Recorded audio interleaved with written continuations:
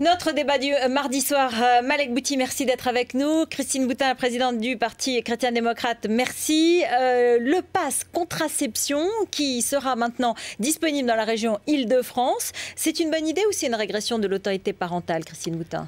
C'est naturellement une régression de l'autorité parentale, mais je suis très surprise que Luc Châtel soutienne cette opération, puisque quand Madame Royal l'a lancée en Poitou-Charentes, il s'y est opposé il y a 1 an. Et aujourd'hui, il est d'accord sur des fondements qui me semblent absolument ahurissants. Ce n'est absolument pas à l'Éducation nationale à se substituer à l'autorité des parents. Aujourd'hui, on enlève les allocations familiales des parents quand les enfants font des bêtises, et on enlève la responsabilité familiale aux parents en ce qui concerne un acte aussi important que la naissance d'un enfant. Moi, je suis vraiment choquée, profondément choquée par la position du gouvernement et surtout celle de M. Châtel. Alors, je rappelle, ce dispositif permet d'avoir accès gratuitement et anonymement à des consultations médicales pour obtenir pilules stérilées, implants, patch ou autre méthode de contraception. Avant de vous écouter, Malek Bouti, on va écouter quelques lycéens interrogés par BFM TV. Il y a beaucoup de jeunes filles qui tombent enceintes et qui ne le veulent pas forcément. Donc je pense que c'est bien d'en parler et de faire ce pass. Personnellement, pour moi, c'est vraiment compliqué. Vraiment compliqué avec ma mère. Maintenant, je discute plus avec mes amis. Avec mes amis, je discute du sexe, tout ça, mais pas avec mes parents. J'ai vraiment du mal. Malek Bouti. Non, mais je crois qu'il faut comprendre, il y a 2 choses qui sont importantes à comprendre. D'abord, rappeler que la majorité sexuelle en France est à l'âge de 15 ans. C'est quand même important de le rappeler.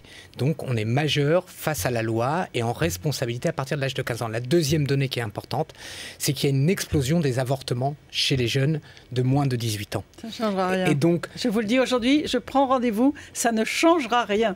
Écoutez, moi, je vais vous dire une chose. Comme je ne suis pas devin, je ne sais pas si ça va changer, mais face à la détresse que représente un avortement chez une jeune fille qui se retrouve souvent seule, à partir de ce moment-là, je pense que ça vaut le coup de tenter quelque chose. Et donc, je pense que c'est une bonne mesure. C'est une mesure de précaution, de protection, mais qui va demander un accompagnement éducatif. Mais je crois qu'il ne faut pas comprendre la moitié du message. Il ne s'agit pas de dire, tiens, youpi, une nouvelle liberté, il y a des pilules. Il s'agit d'aider aujourd'hui une jeunesse qui a peut-être moins de cadre familial, moins de cadre de référence qu'avant, qui sont souvent seuls face à la sexualité et qui revient à un malheur que connaissaient des femmes avant, c'est-à-dire la grossesse non voulue, avec toutes les difficultés. Mais on est dans la contradiction absolue. Tout le monde dit qu'il y a un échec de la famille, qu'il faut absolument restaurer l'autorité des parents, et on ne fait que diminuer leur possibilité d'autorité. Moi, je trouve que globalement, dans la construction de la société française, il y a quelque chose qui ne va absolument pas. Et ceci en est un des derniers exemples. Ça veut dire que, si j'entends Malek Bouti, et si on revient à cette idée de majorité sexuelle à 15 ans, et même globalement sur la sexualité des adolescents, il faut que les parents aient un regard permanent ?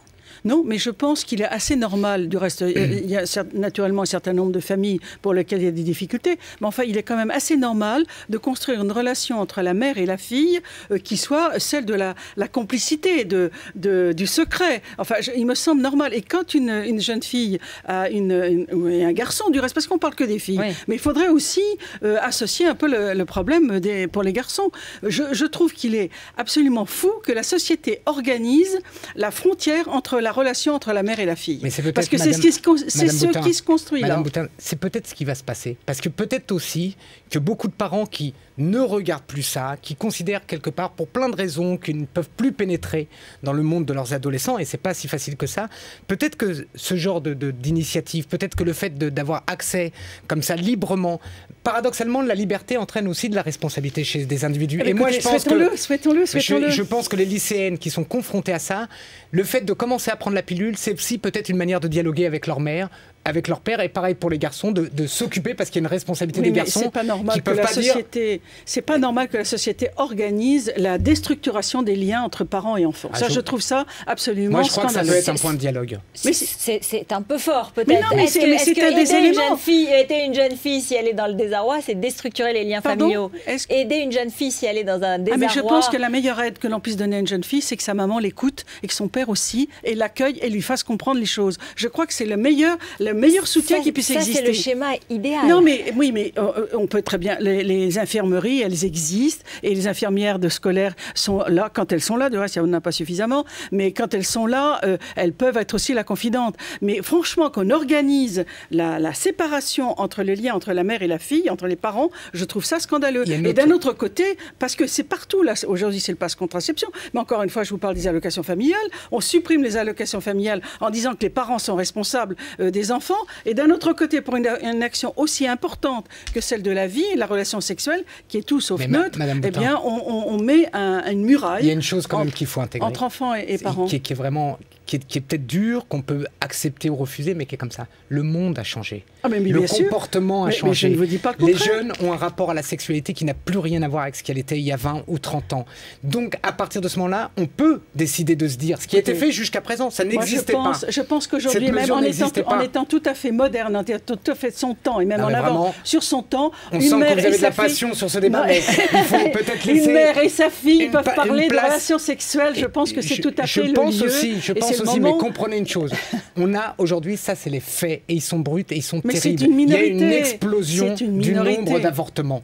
Et ça n'a rien à voir avec le nombre de gens. C'est une autre question. Ah non, c'est lié, puisque c'est la raison pour laquelle Luc Châtel, notamment, s'est rallié à cette position, parce qu'il a eu un rapport de l'IGAS qui lui a montré cette augmentation du nombre des avortements. Moi, je vais vous dire que le nombre d'avortements n'a pas baissé depuis 1975. Or, la France est le pays qui consomme le plus de pilules contraceptives. On voit très bien que ce n'est pas le fait d'utiliser de la contraception qui diminue le nombre d'avortements. De la légaliser, certainement. Vous pourriez rajouter un dernier élément, c'est qu'on est un pays où il y a énormément de naissances, on est même leader en Europe, donc il n'y a pas de contradiction. C'est une manière de réguler... Le lien entre contraception et avortement et stoppage... À mon avis, il existe. Ça, il n'existe pas, mais bien sûr que non. Il y a toujours 200 000 avortements en France. Je précise qu'il y a une initiative qui a été prise par le professeur Israël Nizan en Alsace et à Strasbourg, dans laquelle il donnait cet accès déjà depuis plusieurs années aux jeunes filles, et dans lequel le nombre d'avortements a diminué. Mais je vous dis, on reprend rendez-vous dans un an. Puis on voit le bilan de cette affaire. Vous verrez ce que je vous dis. Si les chiffres ne sont pas truqués. Est-ce que ce ne sera pas l'occasion justement d'un dialogue, ne serait-ce que, voilà, on en parle là ce soir. Mais c'est formidable. Voilà, est-ce que ça ne va pas susciter un dialogue dans les familles? Est-ce que ça ne va pas provoquer un dialogue entre amis, entre adolescents? Est-ce que le fond du problème, c'est pas la reconnaissance de la sexualité des adolescents qui soit autonome et indépendante des parents? Moi, je pense que l'autonomie, la relation sexuelle est tout sauf un acte neutre, et que donc il est normal qu'il y ait un lien entre les parents et les enfants, même si les parents sont toujours les derniers informés. Ça, c'est certain. Et comment dire un lien? Vous voulez dire un regard? Un regard, oui. Enfin, une complicité, un échange.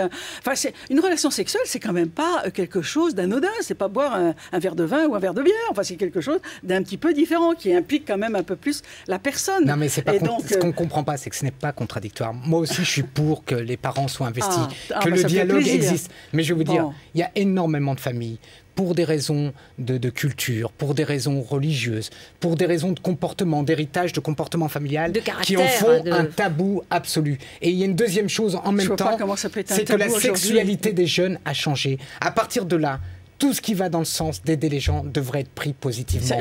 Je veux bien qu'on en tire un bilan. Je veux bien qu'on dise faut faire attention. Mais je pense que si on empêche ça et qu'on laisse faire en disant les principes sont saufs, moi je n'ai pas vu, donc pas vu, pas pris, et pas pris moralement. Au contraire, c'est ça ce qu'on propose, c'est aux parents. Mettez-vous des œillères, vous ne saurez pas ce que font vos enfants. Moi au contraire, je dis transparence et échange et complicité entre parents. Merci beaucoup à tous les deux. Merci tout de suite. Évidemment, le journal Le 20h de Thomas Soto dans un instant. Je crois qu'il va continuer à parler de cette question du passe contraception.